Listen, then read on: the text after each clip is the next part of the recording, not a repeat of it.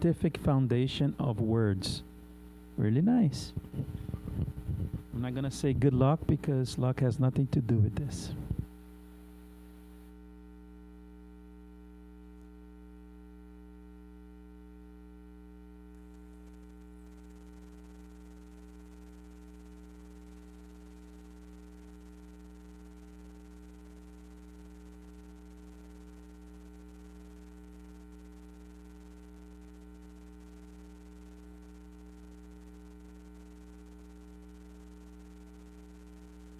Okay, that's good. Thank you. Thank you. Here we go. There we go. Now it's working. Okay, guys. How's everybody doing tonight? Good. Well, today I wanted to do something a little different than what I usually do when I speak. I usually come here and I go by the intuitive, spirituality. You guys know I don't like to do a lot of PowerPoints. Sometimes I get lost. It's my ADD. But with all of that, I don't know, I get lost when I use PowerPoints. I don't know why. But I'm gonna try. So be patient, please, be patient. It's gonna work out. But before I open the PowerPoint, I would like to talk about Viktor Frankl. Anybody ever heard of him? Yeah? What do you know about him? There is a book. Mm-hmm. And he's a psychologist that created psychology that I forgot the name, but it's about the Logotherapy. Logotherapy. Yeah. And it's about the meaning of the proposal. Yes. And It's amazing. So you've read about it. Very good. Excellent. Anybody else have ever heard of him? Yeah. So let me read this briefly, just so we all understand. One thing has, it's not like one thing has nothing to do with the other, because it does, but you guys are going to understand. But let's learn about this guy, Viktor Frankl. He was born in 1905, and he died he disincarnated in 1997. He was an Austrian neurologist. He was a psychiatrist, and he was part of the Holocaust. He was a Holocaust survivor, best known as the founder of logotherapy. It's a form of existential therapy that emphasizes the human search for meaning as the central motivational force in life. So that's what he wanted to do. He wanted to find the meaning, right?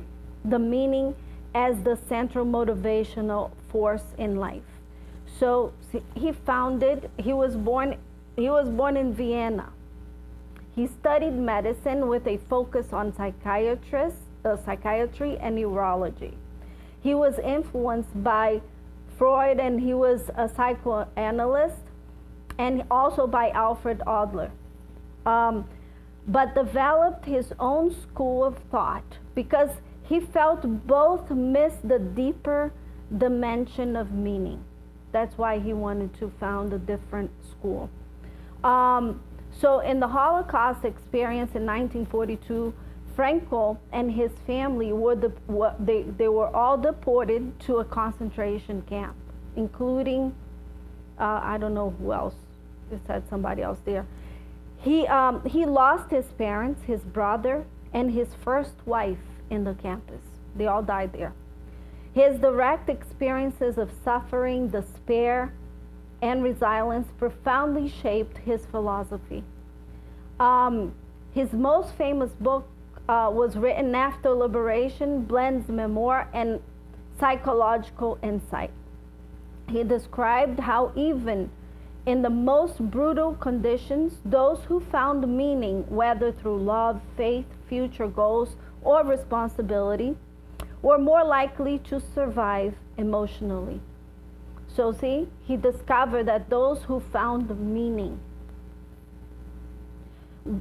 whether through love, however you find meaning, through love, faith, future goals, or responsibility, we're more likely to survive emotionally, right? The reason why I thought this was very important is because, you know, I'm a therapist, I'm a psychologist, for those who doesn't know. And I see a lot of people, you know, throughout the day. I see a lot of people, 9, 10 people a day sometimes. And I find that a lot of people come in search for meaning, you know. A lot of people, when I say, so what brings you here? And people say, well, I'm kind of lost, you know, I'm trying to find meaning, you know. I lost, or I've never found meaning to life, right? And what do you guys think? How does one find meaning to life? What are some ways that we can find meaning? What do you guys think? Because there are a lot of people struggling, you know, with anxiety, depression, you know, feelings of guilt, feelings of resentments, and just feeling lost. Like, hey, I have no meaning. I did so much in life, but I come to this place where I don't see a meaning. There's no meaning, right? A lot of people are feeling like that these days. But with that in mind, so the logotherapy was considered the third Viennese school of psychotherapy. The core ideas of logotherapy was life has meaning under all circumstances, even in suffering. That's what he said. The main drive of human being is the will to meaning. That's what he thought, that the main drive of human being was the will to meaning, not pleasure or power. He said it was the will to meaning. You know, a lot of people these days, they look for meaning in pleasure and power, right? But what he said was not pleasure or power. The main drive of human being is the will to meaning. Freedom, and then the third one is freedom of will. We can always choose our attitude. That's the freedom of will. We can always choose our attitude. And we forget that we can choose our attitude sometimes, don't we? We can always choose our attitude, even when we can't control external circumstances. That's what he said. So Franco lectured worldwide, wrote more than 30 books, and thought that human beings can transform suffering into achievement, right? Don't we all know here how to do that, huh? Right? His work deeply influenced psychology, counseling, spiritual care, and personal development. In essence, Franco reminds us that while we may not always control what happens to us, we always have the freedom to choose our response, don't we? Yes? Anybody in here has ever felt in your life, in any circumstances, that you lost your freedom to choose your response? Yes or no? Just a yes or no. Yes? Sometimes circumstances make you cannot go this way, not to the living God. For example, when you have to work and pay your bills. Okay. Run out of this track. That makes. So you felt like you lost the freedom Yeah. to choose your response. Yeah. Yes, that makes sense. Anybody else wants to share how? I think it's not to choose the way, but sometimes you are in a depression, you cannot see the way. So it's not, you can choose your way. Yeah, he's saying here, and in that freedom that we lose lies our power to create meaning.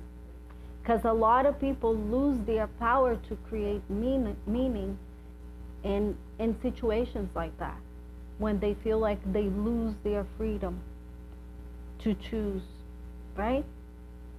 Anybody wants to share how you lost your freedom to choose? No? I hear a lot of people in therapy sharing how they lost their meaning to choose, right? So with that being said, we are going to understand this in a little bit more when I share a little bit more of this. I wanted to talk about the scientific foundation of words. We sometimes forget of how meaningful and how powerful words are, right? And they are so powerful that they can change everything. But not everything that is outside of us, everything within us. Everything. So,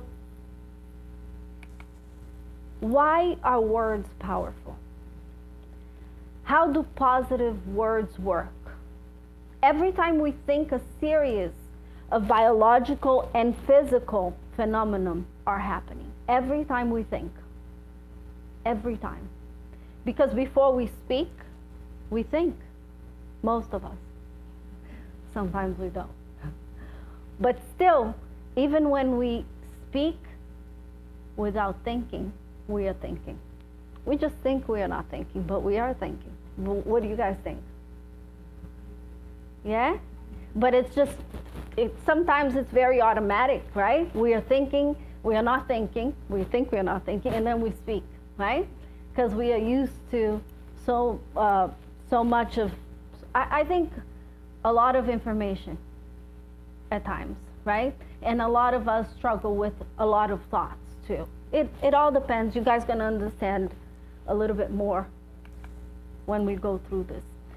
The brain and mind are responsible for our mental states. So our brain are different than our minds, correct? Anybody disagree? Right? The mind influences the brain, and the brain influences the mind. They are merged and cannot be separate. At least in this reality that we are right now, right? There is a research that explains the action of our thoughts on our organic cells. So this is where we are going to get deep now. Our thoughts influences our cells. And that is proven. There's research about that. Every time we think, that thought generates a different emotion. Every time we think. Every thought generates a different emotion, a different feeling, and that emotion automatically produces a chemical related to that specific emotion. Did you guys know that? Isn't that interesting? Right? That's why, you know, when I see people that are struggling emotionally, right? They are struggling with depression, they are struggling with mood swings, they are struggling with irritability, they are struggling with anger, right?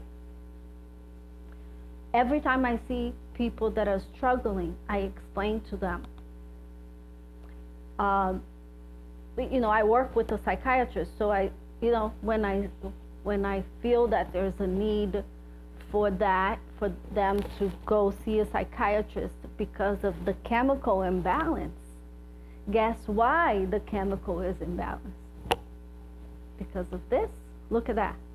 Every time we think, that thought generates a different emotion, a different feeling, and that emotion automatically produces a chemical. And that chemical is not good. And that chemical is related to that specific emotion. And guess what happens? This chemical that is then on the cerebral synapses is also poured into the hypothalamus, this area in our brain, uniting little amino acid chains, producing neuropeptides that work just like hormones. And guess what happens? That activates and are poured into the blood vessels and thrown out to the entire body, hitting every single cell that we have. And then what happens? Every cell has receptors that affects their behavior. Every cell that we have in our body has receptors that affect their behavior. Due to the cells understanding behavior, activating the genetic disposition that interferes with our biochemistry, altering everything in our brain and our bodies. Can you imagine that? A thought. One thought. One negative thought. And do you guys know how many thoughts that we have per day? Guess. How many? About how many? 5,000. A little less. Oh, a little is that? Almost. Maybe half of that. To 2,500. Yeah. A lot. A lot. A lot. 25,000 thoughts per day. 25,000, 2,500. 25,000. So, how we choose to interact with the world and with the decision-making, behaviors, and our immune system. So, it alters everything in our brain, even how we choose to interact with the world and with decision-making, behavior, and our immune system. Why do you think people have diseases? Why do you think people, that's what we call epigenetics, right? So that's how people have diseases. That's how you get sick. That's how we are killing ourselves. And we just, not recently, like 5 years ago, but this is very recent, right? Because before, people thought everything was separate, but one thing interferes with the other. So when we think positive or negative, we produce the same type of chemicals that move through our hypothalamus, hitting every single cell of our body. In these thoughts, if these thoughts are constructive thoughts, they're going to influence and stimulate your entire organism, changing every way your mind and your body reacts to your daily life situations and your overall health. It will determine how much of success or failure you will achieve in life. Isn't that incredible? Isn't it? Right? So, what I wanted to say with that is that, to close, is that we are very powerful beings, aren't we? And we have the power to create. And we are the creator of our reality. And with that being said, if you're struggling in life in any shape or form, I have news for you. You are creating it. You can. But the day, go ahead.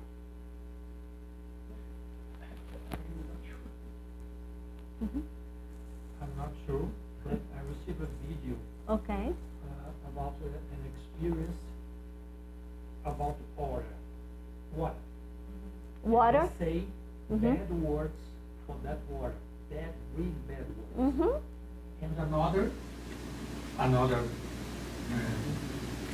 cup, something. Yeah. Just say good words for the water. Yes. And the very powerful Mm-hmm. microscopic, I don't know the name. Yes. And their bad words is the construct is completely ugly, very different. Mm-hmm. And for the good words was the Beautiful. beautiful. I have this video. Yeah. It's not. I don't know if it's true or not. It but is true. It makes sense. Like It is true. And We've talked about it and here. he said Yeah. our body is 70%. Why do we think? composed by water. Do you usually come here to the center? Do you come here often? Yeah. Yes? I'm ready to come back now. Oh, you It was- should. You should. So we have the fluid, the magnetized water. Yeah. Have you seen it here? That's why we do it. Yeah. Exactly, right? Because we pray over the water and we are sending good energy, we are sending good thoughts, we are sending healing energy, and then we drink the water, right? So that is a good example. Thanks for sharing that. So we are powerful beings.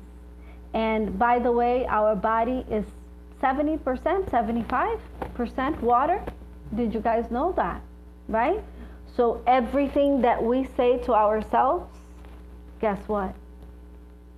Is one of each, building us up and making us better or destroying us, right? And we've learned for so many years, it's like memory, it's a pattern that we formed since we were little, that religion put into our heads, that we depend on a higher being to give us that power, right?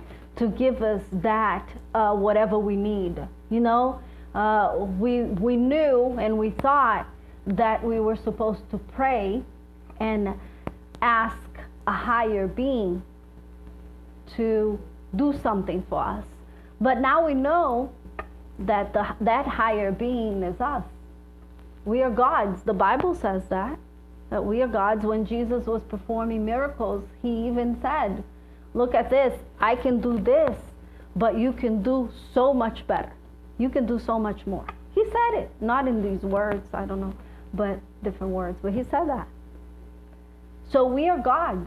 And the day that we realize that we are gods, that we are powerful, that we are our own healers,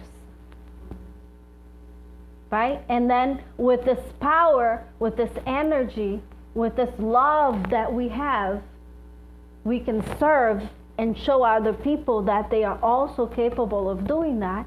The world will become a better place, right? And we have that power. And we need to pay attention to the words that we say, not only to other people, but to ourselves every day, right? If we practice positive self-talk, right? If we practice loving ourselves more every day, we will be able to love one another and to judge less and to love more, and to judge less and to love more, right? I have patients that I you know, sometimes we got to teach them coping mechanisms and say, hey, you know, they say, Roberta, I can even look at myself in the mirror. I haven't looked at myself for I don't know how many months, they say. You know? And then, you know, I have a little mirror in my office, and sometimes I practice with them. I open it up and I say, look in the mirror. Tell yourself how powerful you are, how beautiful you are, how loved you are, and how grateful that you are for being here, for experiencing this life. Because look, that's why we are here, to experience. It doesn't have to necessarily be all good, because it's not going to be all good, right? But we are here to experience. And we have to enjoy the experience. And when it's horrible, we all go through bad situations, experiences. We need to remember, we need to remind ourselves that it will pass. Because everything passes. Nothing is permanent. In fact, even what I said tonight already passed. What I'm saying now is what we are saying now. In a minute from now, it's going to be past. So we need to stay in the present, not future, not past, in the present moment, because the present is all we have. And we need to understand a little bit more of the power that we have to be able to focus in the present moment, to be able to feel the present moment, to be able to allow ourselves to feel the present moment and to stay in the present moment, because it's beautiful, right? What we have is beautiful. We just don't value because we don't see value in it. And then with these words of love, of appreciation towards yourself, you will be able to see more beauty within and then therefore more beauty without. Right? And we are what we think. If you think you're not capable, you're not going to be capable. If you think you're not worth to be loved and appreciated, you're not going to be. If you think you're not capable of achieving or pursuing your dreams, you are not going to be able to. But if you start thinking that you are, and if you start practicing manifesting, you will be. Because it's just the power of the word and the power of your thoughts that can change your universe. It can change it all. Right? Anybody have any questions, comments? Yes? A lot of popular songs have lyrics that actually that you repeat and enjoy it, but you don't realize that they're embedding things in your subconscious. That is true. And what kind of things you? If you take, say, Phil Collins has a song, Love Doesn't Come Easy. He has another one, I Missed Again. There's another popular song that says, I couldn't get it right. And it just says it over and over. So when I started doing Look at things... that. Mm-hmm. Yeah. Mm-hmm. Mm-hmm. Better listen to positive songs. Exactly. But Yeah. that, you know what you said is so important, very important, because, you know, we are not just what we say, right? Verbalize. We also, we become, right? Or we absorb, right? And then we start believing, right? What we hear, right? And what we see, movies, situations. Go ahead, you're not going to stop. No, there is a psychiatrist in Brazil that, you know, this new type of music in Brazil that is called sofrência. Yeah. Okay. Sofrência. So sofrência is suffering. That's the type of music. Sofrência means not only one music, to but the suffer. style of music. Suffering. Right?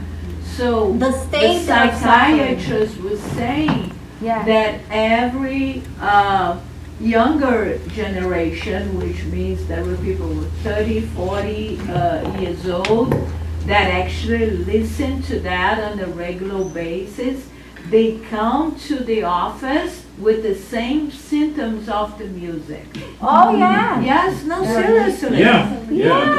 So Seriously. true. Yeah. So true. Yeah, because in Brazil and here in America, we still have radios, right, that plays the music from the 80s, from the 90s. In Brazil, we have a tendency that when one type of music goes in, that's the only thing you hear. Everywhere you Like go. everywhere you go, the Yeah. whole time. Yeah. And then he said, listen, people who come in, and I realize, and I go to all the music that's going on, and they are following the story. Mm-hmm. You know, so France is all about they don't want me anymore. They betray And then you keep me repeating that, for, it's gonna happen. for the other It's what for you're the other creating. girl, for the other woman, Yeah. you know. Mhm. And I'm not good enough. I feel Mhm. like I don't want to wake up. And this is the type of music. And then it gets embedded in you, and Yeah. then you buy the story for you. And you start believing. And you then start believing it becomes in your that. reality. It becomes you, exactly. So don't listen to sofrência, please. Don't listen to anything that is negative and to anything that is bringing you down. You should not even believe in those things, right? Even if the melody is okay. Yeah, because sometimes it's the melody that carries us to the song, and you're like, oh, this is, you know, I like the beat, but the lyrics, you're repeating that unconscious. You know, the other day I was listening to a song but then I caught myself like singing it, and I'm like, what are you singing, Roberta? You know, it doesn't make sense. We got to think, right? We got to think not only about what we are eating and feeding our body, you know, organically with, but with our mental I think it's even more important. I don't know, I think both are important, but I think the thoughts and what we are listening to, what we are focusing on is so important, right? Because then it keeps playing, right? Alrighty, guys, thank you. Oh. Sometimes I realize that I spent the whole day thinking in the past, in the future. I forgot to live the day, the moment. Yeah. To enjoy. So, oh, I didn't go out today, didn't hug my tree, didn't play with my cats. I did running. Yeah, there are coping mechanisms that you can use to help doing you. something for the next day, help or yourself. thinking about things. There are things that you could do to help yourself, like meditation, right? Meditation is huge, guys. Meditation is everywhere now, thank God. People are like loving meditation, and we should all be meditating. We have meditations here every Tuesday. But other than that, you should be meditating at your house every day, at least 20 minutes. That's the least. But if you're not used to meditating, you can start with 5 minutes for 3 days. Then you increase it to 10. Then you increase it to 15. And that's how you do it. Meditation is huge. And I think that's one of the biggest things, I think, to change everything in life. It will change your life. Yoga, exercise, positivity, right? Changing your friendship. Because a lot of the times, people you hang out with will bring you down. So we need to choose wisely, right? And I think that's a speech for another day, right? Because we have tendencies to make poor choices in life, and sometimes we lack the skill to analyze why, to identify why we are making these poor choices. What's driving us to that, to make those choices, right? So thank you all. You have a good night. Thank you.